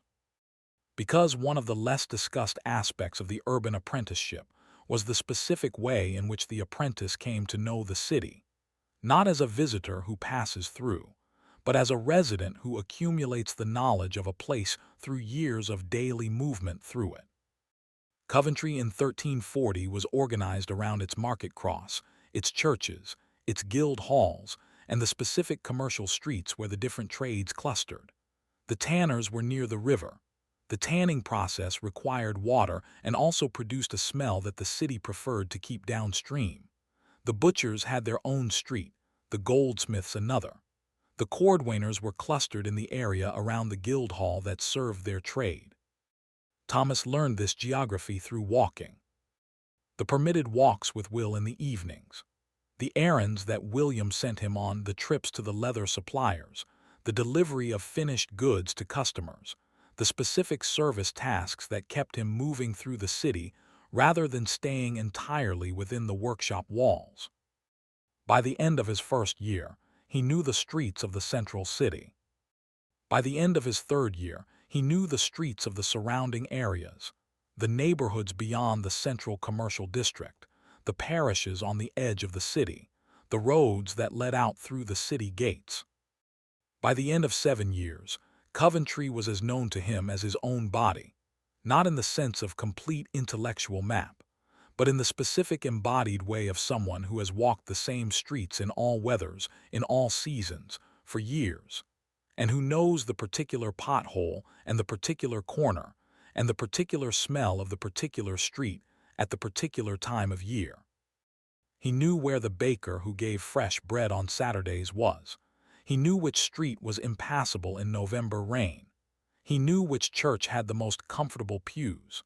He knew the faces of the guild officers and the market officials and the specific recurring population of the city. He had become a Coventry man, not by choice, by accumulation. Let me give you the relationship with the master's children. Because Thomas's daily life included William's children, Margaret, Robert and John, in ways that were neither fully familial nor fully distant. And the specific relationship between the master's children and the apprentices is one of the more humanly interesting aspects of the medieval household. Margaret was 14 when Thomas arrived, which made her 1 year older than him. She was preparing for marriage. Her father had a specific candidate in mind, a journeyman from a guild-connected family, and her world was in some ways more constrained than Thomas's, because her trajectory was fully known in a way that Thomas's, with its 7-year uncertainty about what came after, was not. They did not have a romantic relationship. The indenture prohibited it explicitly. Thomas was forbidden from any romantic involvement with persons in the master's household, and the social customs of the period reinforced this prohibition. But they were in proximity every day. They ate at the same table. They passed in the same corridors. They spoke briefly in the domestic transactions of shared household life. Thomas noticed she was intelligent, not in a way he said anything about. He noticed it the way you notice something in a person you are around daily and cannot fully acknowledge. She was married at 16 to the candidate her father had chosen. She moved to her husband's household. Thomas saw her at Corpus Christi each year, which was one of the occasions on which the whole city saw everyone. He thought she seemed content. He was not sure. Robert, who was 11 when Thomas arrived, grew into the person who would eventually become his father's successor in the trade. He began his own informal training around 14, not a formal apprenticeship, because the son of a master could be trained differently from an unrelated apprentice. And by the time Thomas was completing his 7th year, Robert was 17 and clearly already competent in the basic work of the shop. John, the youngest, was 8 when Thomas arrived. He became a priest. He went to grammar school at 10, then to Oxford at 14, which removed him from the household and from Thomas's daily world. Thomas heard news of him occasionally through Will, who maintained the connections with the Godwine household. The master's family were not Thomas's family. They were the specific people he had lived with for 7 years. The difference between those two things and the specific quality of the relationship that falls between those categories is one of the more interesting aspects of the medieval household arrangement. Let me give you the specific skills of the trade that Thomas most struggled with. Because the learning was not uniform, some skills came more easily than others. The distribution of aptitude was specific to each person, and the specific shape of what was hard for Thomas and what was unexpectedly easy is part of what the 7 years looked like from the inside. The cutting came easily. Thomas had always had good hand-eye coordination. At home in the village, he had been the boy who could hit a target with a stone reliably, who could catch, who could make his hands do what he wanted them to do. The transfer of this physical intelligence to the cutting of leather was relatively smooth. He made mistakes in the early months, but the mistakes decreased faster than average, and the accuracy that came from his natural aptitude was visible to William by the end of the 1st year. The stitching was harder. The specific challenge of stitching leather was not the physical act of passing the needle and thread through the leather. That was learnable quickly. It was the tension management, keeping the thread at the specific tension that produced the right kind of stitch, not too tight and not too loose, consistent across hundreds and thousands of stitches in a single piece. The too tight stitch puckered the leather and weakened the seam. The too loose stitch left a seam that would open under stress. The right tension was in the hands, in the feel, and developing that feel took Thomas longer than it took Will. He stitched slowly through his 3rd year, concentrating on each stitch, the attention still conscious rather than automatic. In his 4th year, something shifted. He could not identify the shift-specific moment. One day the stitching required the full attention of each stitch. A month later, the stitching was happening in the background of consciousness, the hands managing the tension while the mind was partly elsewhere. The skill had moved into the body. This is one of the central experiences of skilled training, and it has a specific quality that is difficult to describe from the outside.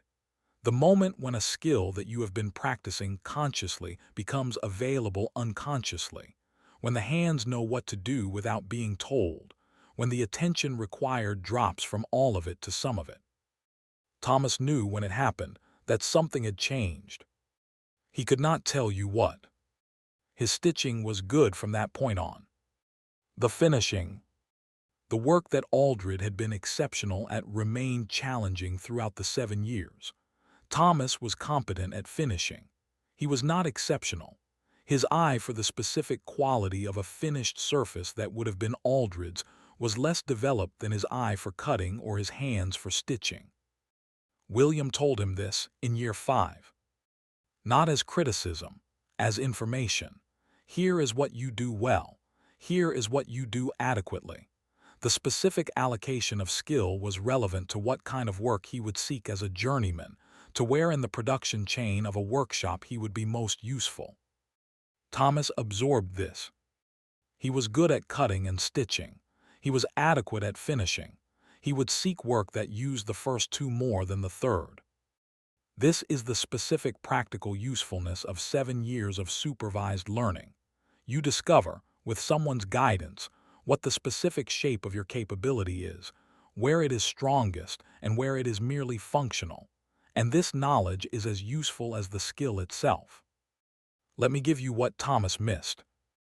Because 7 years is a long time, and the village 12 miles away continued to exist and to change while Thomas was in Coventry, and the relationship with the place and people he had come from was maintained only through the specific imperfect channels available to him. He went home twice in the 7 years. Once at the end of his 2nd year for the Christmas season, William permitted this 6 days, which included the journey in both directions and 4 days at home. He walked both ways. He sat in his mother's kitchen. He found his younger brother taller. His father was the same. The village was the same. He felt like a stranger. Not entirely. The people were his people and the places were his places. But the specific familiarity that he had assumed would be unchanged was changed, because he had changed, and the village had not, and the gap between the person who had left at 13 and the person who had returned at 15 was a gap that 2 years had produced. He left after 4 days and walked back to Coventry. The second time was at the end of his 5th year, for his father's illness. His father recovered. Thomas was there for 3 weeks, long enough to understand that the village was genuinely another world from the Coventry workshop, slower, more seasonal, organized around different rhythms. The specific knowledge that he was developing was not relevant here. Nobody needed a cordwainer's skills in a village of 120 people. The village needed farm skills and animal skills and the specific practical knowledge of agricultural life. He returned to Coventry. He did not go back again before his term ended. He sent messages. He received messages. He knew, in the approximate way of messages that take a week to travel 12 miles, what was happening at home. His mother remained well. His father recovered and was working. His younger brother was apprenticed to a blacksmith in the nearby market town. The village continued. He was not in it. This is one of the specific costs of the urban apprenticeship that is rarely fully acknowledged in the records, the specific cost of leaving. The village that the apprentice came from did not pause while he was away. It continued, changed, and in some ways became less his as the years of his absence accumulated. The city became more his. The village became memory. Both of these things were losses of a kind, even as the trade was gained. Let me give you the winter. Because the workshop in winter was a specific experience that the summer workshop was not, and the specific quality of the English medieval winter in an imperfectly heated building doing detailed work with cold hands is a sensory experience that deserves its own moment. The cordwaining workshop in January was cold. Not dangerously cold. The workshop had a hearth, and the hearth was lit, and the hearth provided heat in the specific limited radius of the 14th century hearth. But the specific cold of the rest of the space, the cold that the stone floor held, the cold that came through the windows that were shuttered but not sealed, the specific cold of a room that was better heated than the outside but not warm by any modern standard, was a constant of winter work. Leather in cold weather behaves differently from leather in warm weather. Cold leather is stiffer, less flexible, more resistant to the manipulations that the work requires. The specific resistance of cold leather under the knife and the all meant that winter work required more force and more attention to avoid mistakes. The margin for error that warm leather's natural flexibility provided was reduced in winter. Cold hands made everything harder. The specific management of working hands in cold, keeping them warm enough to maintain the dexterity required without warming them so much that the sweat compromised the grip, was part of the specific skill of winter work. Some craftsmen used specific finger movements between tasks to maintain circulation. Some kept a small auxiliary fire they could warm hands at without leaving the workbench entirely. Thomas developed his own specific management of this. He kept his working posture as close to the hearth as William's placement allowed. He paused at specific intervals to flex his fingers and let the blood redistribute. He wore a specific finger glove on his left hand, the hand that held the leather in position, while the right hand worked the tool, that provided partial insulation without compromising the grip. These were not things he had been taught. They were things he had worked out. This kind of practical problem-solving around the conditions of the work, the specific improvisations that every craftsman develops to manage the particular challenges of their particular situation, was part of what the 7 years produced that no indenture could specify. The trade, yes, but also the specific craftsman's adaptation to the trade's real conditions. Let me now give you the emotional arc across the 7 years. Because the 7 years were not emotionally uniform, and the specific changes in how Thomas felt about the apprenticeship at different points in its duration tell you something true about what the experience was. Year 1, disorientation. The specific lostness of the first year, the unfamiliarity of the city, the household, the trade, the people, was the dominant emotional register. He was present in a situation he had not chosen and could not leave, learning a language, the specific language of the trade, its terms and its customs and its knowledge, that he did not yet speak. He was competent at almost nothing. He was dependent on the household for everything. He was 13 years old and far from home.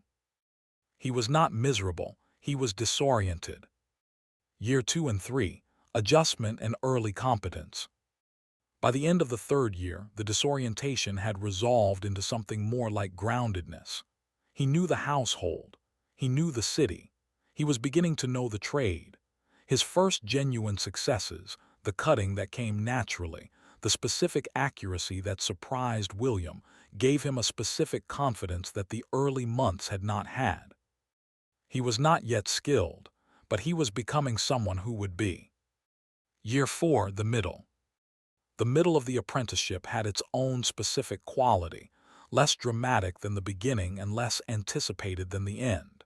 He was neither new nor nearly done. He was simply in the work daily, year after year, and the accumulation was invisible to him even as it was happening. He noticed in the 4th year that he was thinking about the trade in his off hours, not because he was worried about it, but because the specific problems of the work were interesting to him in a way they had not been at the beginning.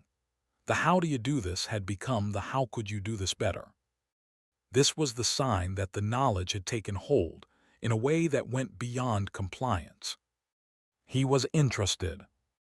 Year 5 and 6, growing confidence and growing impatience. By his 5th year, Thomas was producing work of journeyman quality.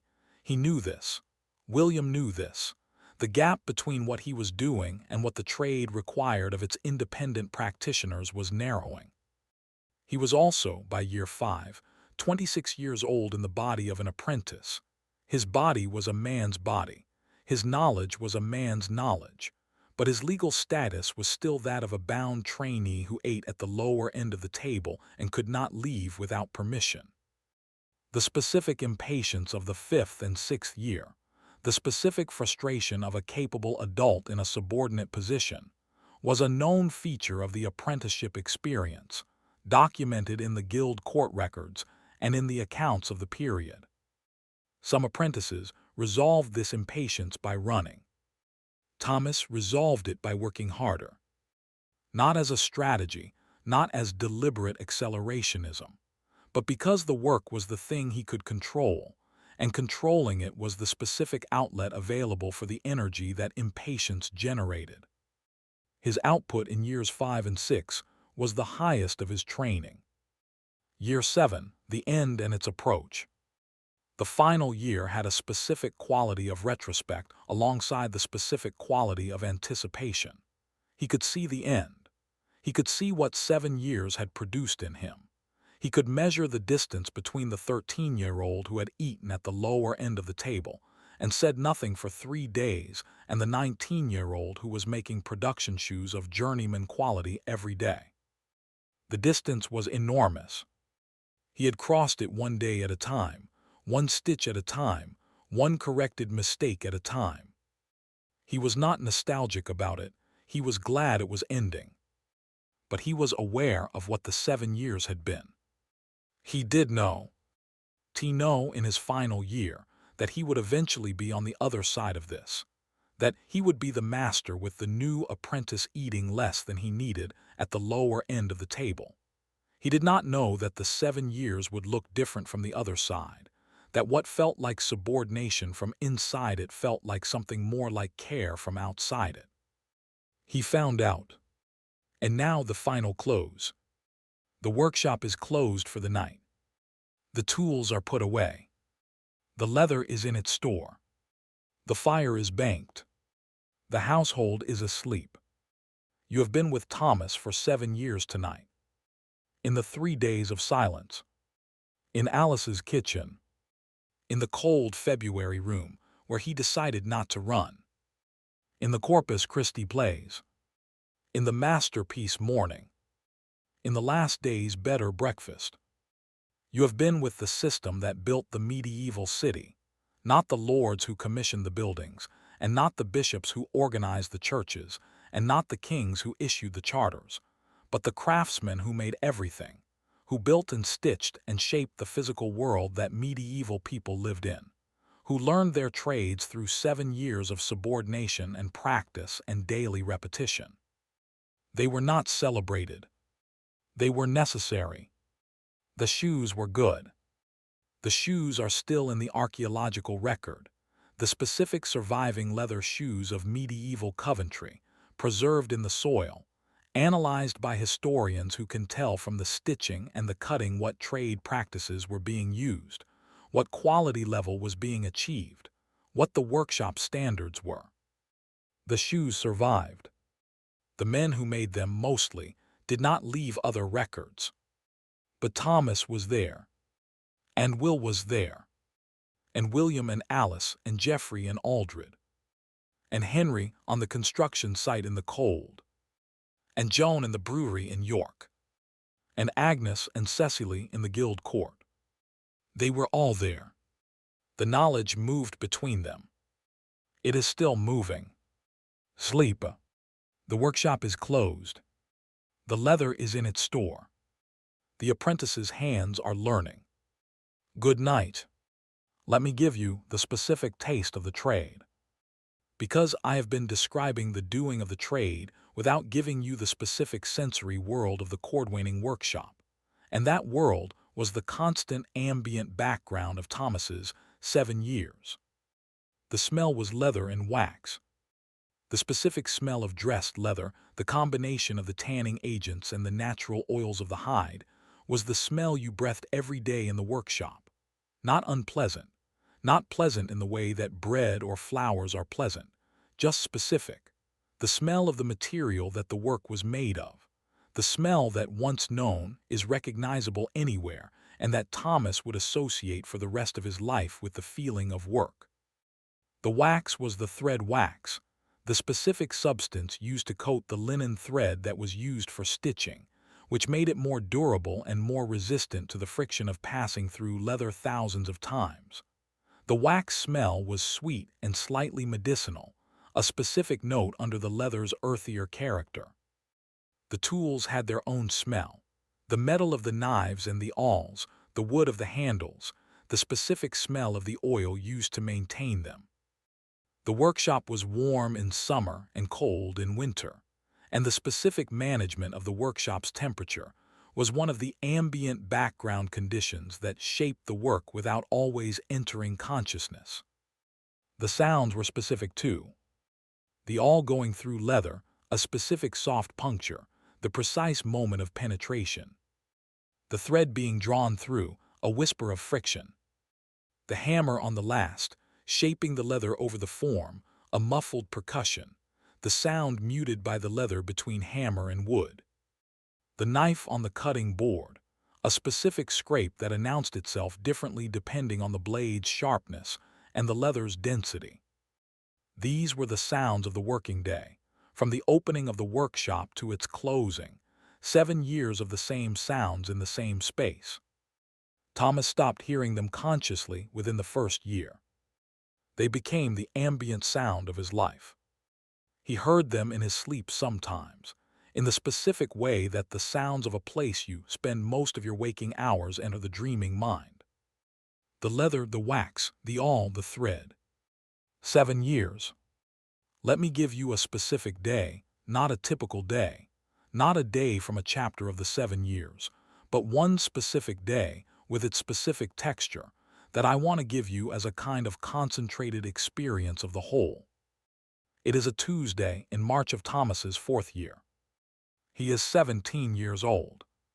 He wakes before the bell because he has been awake already for a quarter hour, thinking about a problem with a boot he is making, the specific problem of a seam that he has stitched twice and that he is not satisfied with, the tension inconsistent in a way he cannot quite diagnose. He gets up. He washes his face at the basin. He goes down. Alice has the morning meal ready. He eats the bread, the small ale, the specific Tuesday morning routine. He exchanges brief words with Will, who is also in his 4th year, and who is thinking about something other than boot seams this morning. Will has received a letter from his family that has arrived with news that is not immediately clear as good or bad and requires thinking about. They eat in the partial silence of people who are thinking. William comes down, reads the messages that have arrived the previous evening, an order from a customer who wants 2 pairs of boots by Easter, which is 6 weeks away, a note from the leather supplier about a delayed delivery, and allocates the day's work. Thomas is assigned the continuing work on the boot he's been thinking about, plus a new pair of slippers for a customer who is coming in the afternoon to be measured. He goes to the workshop. He looks at the boot. He looks at the seam. He sees the problem. It is obvious from the outside, now that he is rested and not in the middle of making it.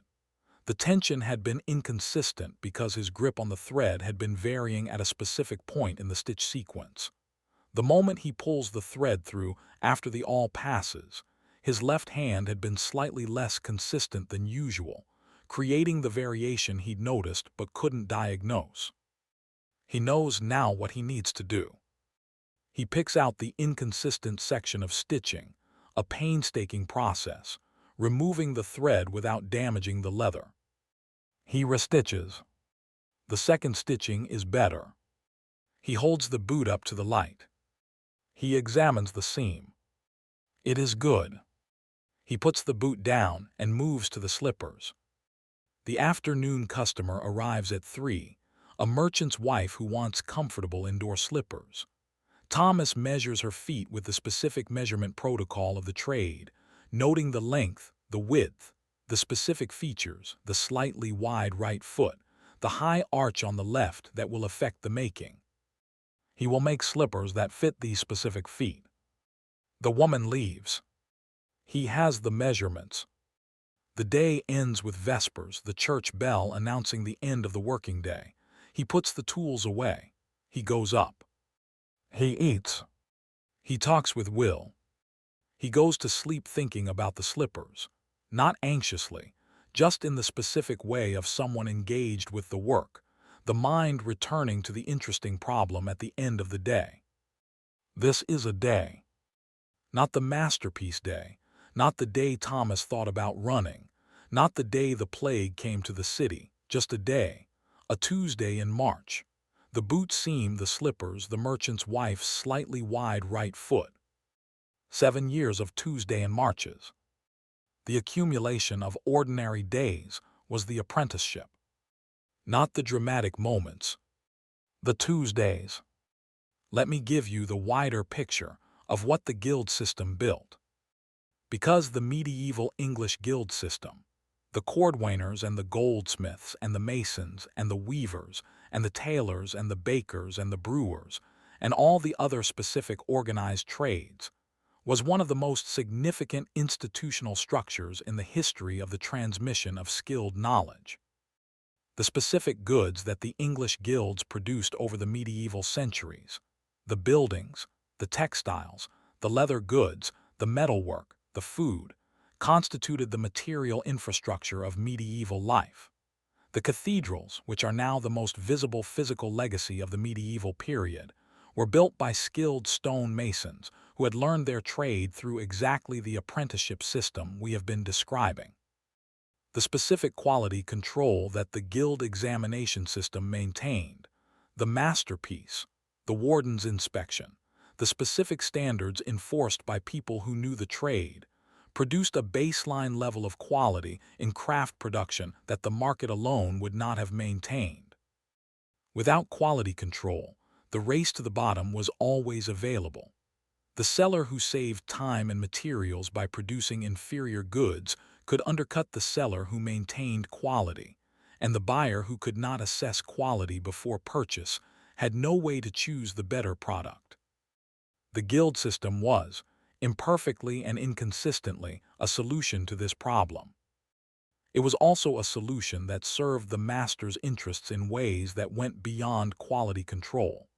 The monopoly power, the limitation of competition, the specific barriers to entry that the examination system maintained, these served the existing masters as much as they served the customers. The system was simultaneously a public institution and a private protection. This ambivalence is built into the DNA of every professional licensing system that exists today. Every bar association and medical board and architectural licensing body is the direct descendant of the medieval guild, carrying the same fundamental tension between quality assurance and incumbent protection. The lawyers who require bar passage to practice law are protecting both the public from incompetent lawyers and themselves from too much competition. The tension is never resolved. It is managed. As William managed it, sitting on the guild court that heard Cecily's case against Agnes. As Thomas managed it when he eventually sat on the guild court himself. The institution persisted because the management was more valuable than the alternative. Sleep.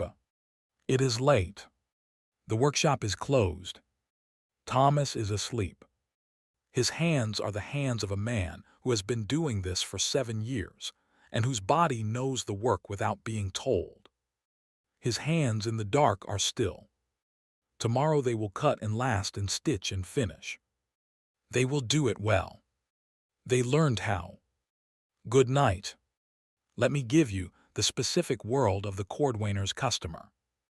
Because the trade existed in relationship to its customers, and the customers of a Coventry cordwainer in 1340 had specific needs and specific expectations that shaped what the workshop produced. The customers ranged across the city's social spectrum. At the top, the wealthy merchants and the lesser nobility who came to William for the better quality goods, the fine leather boots that signaled their status, the specific decorative details that marked a shoe as coming from a reputable workshop rather than a less skilled maker. These customers paid more and expected more, and the specific interaction between Thomas and the wealthy customer, the measuring, the consultation about style and materials, the delivery of the finished goods, was a form of professional service relationship that had its own customs. The wealthy customer expected to be served. He did not expect to explain his requirements in detail. The craftsman was supposed to understand what the status goods required without being told. William and the more senior journeyman handled most of these customers. Thomas, as his years accumulated, was permitted to handle an increasing number of the customer consultations. By his 6th year, he was managing the simpler wealthy customers on his own, an experience that added the specific social skill of the commercial service relationship to the technical skills he had been developing. In the middle, the guild members, the prosperous tradespeople, the families who could afford the quality goods but who were not wealthy enough to be indifferent to price. These were the most negotiated customers, the people who had opinions about quality and cost and who were willing to discuss both. At the bottom, the common people who needed shoes and had a specific limited budget and who were looking for adequate rather than excellent. For these customers, the workshop produced simpler goods at lower prices, the specific budget line that the trade required to serve the full market. William maintained relationships with all 3 tiers. Thomas learned the 3 different registers of customer service by observing and then by doing. The formal deference required by the wealthy, the collegial engagement required by the middling, the specific practical directness that worked best with the poorer customers who did not have time for ceremony. By the end of his 7 years, he could do all 3. Let me give you the specific experience of completing the masterpiece. Not the day of the examination, I have already given you that, but the weeks before it, when Thomas was working on the masterpiece shoes in whatever time William granted him alongside his regular work. The masterpiece shoes were made from specific leather that Thomas had selected, better than the standard production leather, chosen for the consistency that would make the examiner's assessment clear. He had saved the money for this leather from his household allowance, the small cash provision that the master provided for incidental personal expenses. He cut the uppers on a Tuesday evening, after the regular work was done. The cutting was good. He had been cutting for 6 years. He looked at the cut pieces and he knew they were right. He lasted the shoe on a Sunday after church, with the workshop empty and quiet. The lasting was the most demanding part of the masterpiece, the specific manipulation of the wet leather over the form that determined the shoe's final shape. He worked slowly. He had done this thousands of times. He worked slowly anyway because the stakes were different from the daily production work. He lasted both shoes. He stitched over 3 evenings. The stitching was his best work. He knew it as he was doing it, the specific quality of attention that the high-stakes situation had produced had clarified rather than disrupted his technique. He was working at the upper end of his capability. He finished the shoes over 2 more evenings. He looked at the finished pair. They were good. He carried them to the examination. He knew they were good. He was still nervous. The examination was attended by 4 wardens, senior guild members, all of them cordwainers of long experience, all of them capable of identifying every technical decision Thomas had made in the production of the shoes. They turned the shoes over in their hands. They looked at the stitching. They looked at the finishing. They assessed the lasting. They asked him why he had chosen the specific grade of upper leather. He explained he was correct.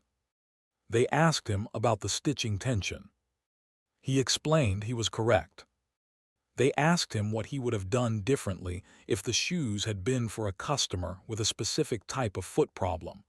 They described a bunion and how the last would have been adjusted. He explained he was correct. They passed him. He was a journeyman. One more person before we sleep. Let me give you Aldred.